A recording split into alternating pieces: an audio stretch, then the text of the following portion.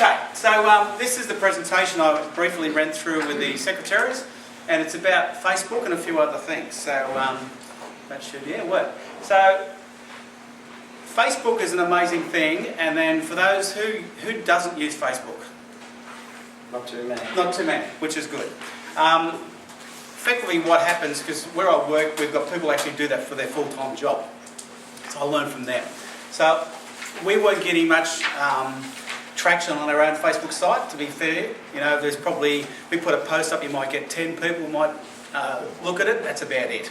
So I then, Michael and I were having a chat, Michael Moore, who runs the site, and then I invited all of my friends, who are cricket people, to the page. And then suddenly it went from nothing to about 1,200. I thought, that's pretty good. And then that was 1,200 people reached. Then I went to Trent Shields, who Trent Shields runs the Facebook site for Sub-District, and I said, Trent, can you invite it to the clubs? So get them to come on board.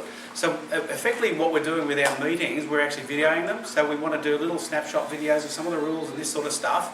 If we're getting directly to the captains and the coaches, the clubs, by them actually being on our page, it allows us to communicate with not only our community, but our entire community. So I then paid $42 to have it boosted, and we had over 6,000 in total look at that one post on the left-hand side.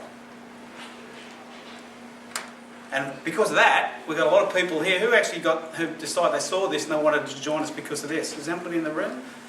1, 2. That's it. And there's more that aren't here. So on top of that, I then did a further post on females in cricket, because we really want females in cricket involved, and that got 1,200 on its own. I purposely didn't boost that to see exactly what happened. So I'm going to boost that now and see what reaction we get. So that's a bit about Facebook. From that, and Neil, who's not here, who does our appointments, tells me we've got more than 20 more than what we had this time last year. And it was testimony when, I don't know how many stood up, but there's something like 20, which is fantastic. And I know from that we've got people who have been umpiring first level Premier Cricket here. So welcome along.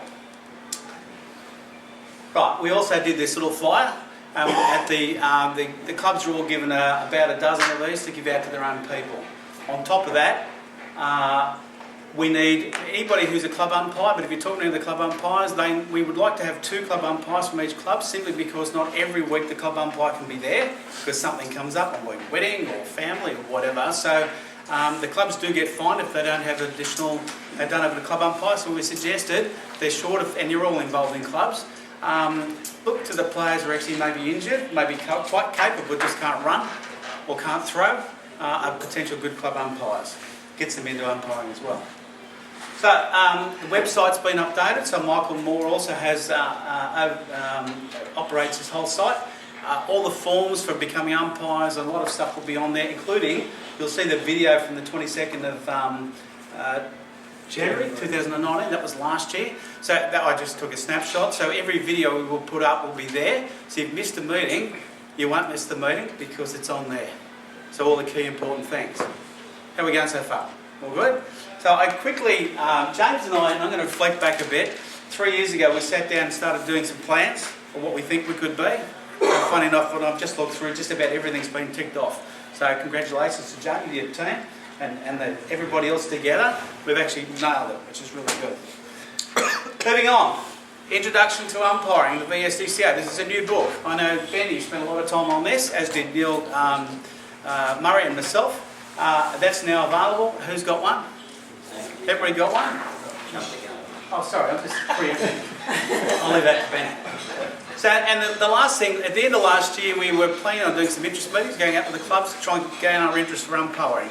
And it was, to be honest with you, a bit of a failure. But we actually learned from those meetings, because we sat down and talked to some of the club people, and they said, well, because we've all got cricket history, all of us. I go, well, why don't you just talk about your own cricket history? So I then put it to the test. We have a work thing called personal sharing. So I actually did my personal sharing to my team at work, my workmates, on my journey in cricket. So that's what I'm going to present to the clubs. I'm not going to go through the full detail. You'll have a few pictures and a few slides. But I've been involved in cricket in Melbourne for 33 years. I won't go through the full detail, let's change that. So my club is Oakley, and I played most of my games at this ground here at Scammell Reserve, when anybody's umpire there. I love batting there, it was fantastic. And the main ground at Oakley. Just my cricket stats. 166 matches for Oakley, but all up with two different clubs in Sydney, probably over 300 matches. Down here I played 166, scored 6 centuries, so I can bat and I can bowl. So I played in a semi-final out at Auburn. I think the picture follows, it was my best bowling. I took 7 for 51 in one game, scored over 4,000 runs. I'm an all-rounder, slow, medium, nothings, gets wickets and no grays. And that was at Auburn. I took 6 for 29 off 26 overs that day. Don't know how, but I did. I'm also an accredited cricket coach, so I'm not just a cricket umpire. I've coached ladies teams, 2. We made 3 of the grand final. They unfortunately lost.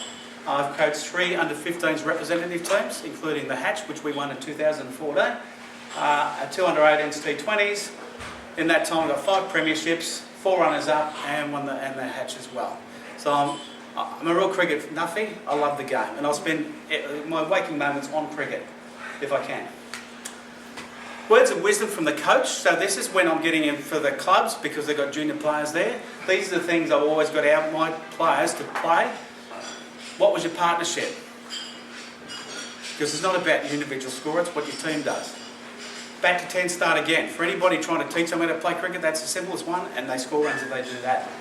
Bat with intent and bat to milestones. Bat to milestones, I used to wear number 50 on my back because I got a tip from my nephew who played Premier Cricket in New South Wales, from Bobby Simpson, bat to milestones, so that's why I have 50 on my back. Composure, respect your opposition, play as a team, accept the umpire's decision, very important. Intensity level, and bring your A-grade game. As an umpire, I've umpired over 250 matches, now not all in sub-district, but I do mid-year cricket, been doing that for 10 years.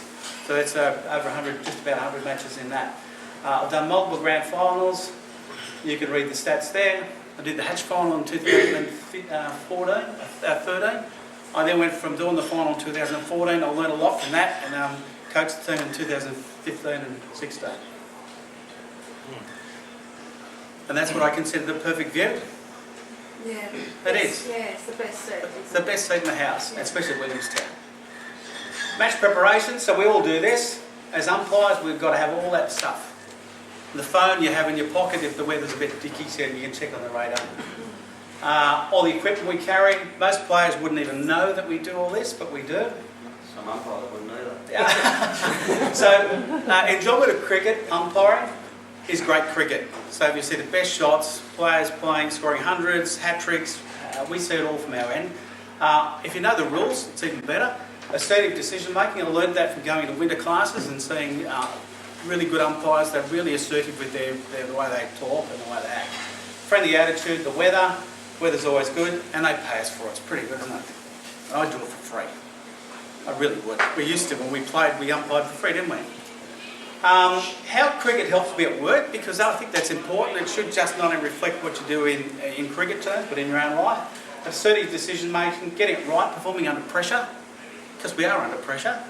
Planning and preparation. If you plan, you'll work and know the rules before you get there. At the end of the day, we discuss the rules. I'm looking at Russell, we're talking about rules through the semi-finals at the end of the match, weren't we, Russell?